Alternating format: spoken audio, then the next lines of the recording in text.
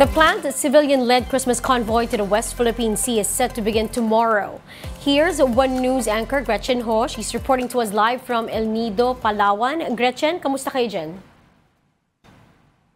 Magandang hapon mula dito sa El Nido. Riza, lalo pang dumami ang sasama sa Christmas convoy ng atin ito koalisyon na tutungo mula dito sa Palawan patungong Spratly Island Group para igiit ang ating karapatan na maglayag sa ating exclusive economic zone. Ayon sa koalisyon, lalo pang dumagdag ang bilang ng mga mangingisda at mga volunteers na sasama sa Christmas convoy na aabot na sa mahigit 200 sumatotal.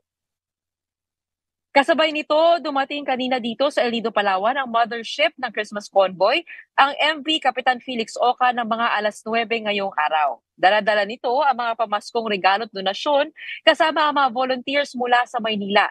Dito rin sa El Nido, magtitipon-tipon ang sanib puwersa ng mga volunteer mula sa iba't ibang panig ng Pilipinas. Higit 100 mangingisda at mga local officials mula sa Palawan. Bukas ng 3:00 ng madaling araw, magsisimula ang Christmas convoy at aabutin ng isang buong araw bago makarating ang convoy sa vicinity ng Ayungin Shoal.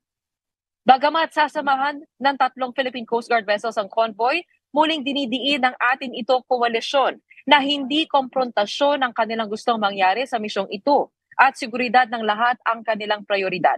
Oras na magkaroon ng shadowing mula sa Chinese Coast Guard ay aabisuhan naman daw sila ng PCG kung ano ang gagawin para makalayo sa peligro. Hangad lang daw ng koalisyon na makapaghatid ng saya ngayong Pasko sa ating mga sundalo at manindigan para sa ating kalayaan para makapaglayag sa sarili nating exclusive economic zone. Riza, magkakaroon ng press briefing ilang sandali para sa media dahil nga sa mga nangyayari ngayong araw na ito at sa hapon na ito.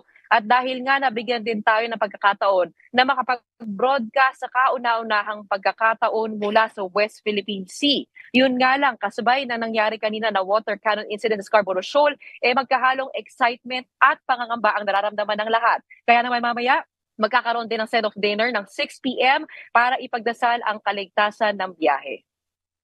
Ayan din ang aming dasal para sa inyong lahat. Mag-ingat kayo dyan. That was One News anchor Gretchen Ho live from El Nido, Palawan. Now, China has reportedly increased its forces in Spratly Islands ahead of the planned Christmas convoy tomorrow.